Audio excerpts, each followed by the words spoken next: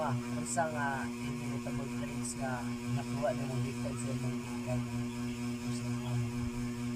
Ang kuha na po nga inheritance sa pagganitanan kay ang among ilong. So kana kana yung kada nga traits mo asa na nimong gikan sa imong mama or sa imong papa? Sa akong mama. Ah, so pila mo kaigsuon ang na inheritan nga traits? Tulo. Tulo. Tulo ka babae. So sa imong mga mag-igsoon pila ka unsa ang pila ka buk anak nila nga na-inheritan pud sa kuan ilang anak?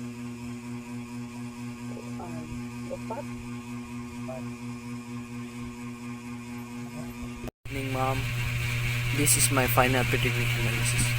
As you can see, to our family, my grandmother has a flat nose, and she has 11 children, as you can see here, but only 3 of them inherited their mother's nose, including my mother, her sister, and her younger sister.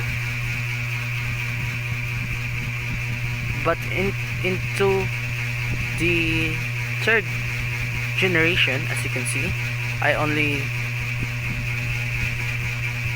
put those who inherited the nose of my grandmother in the third generation, since it wouldn't fit if I put all of them together, since they had a lot of child, especially my mother's younger sister.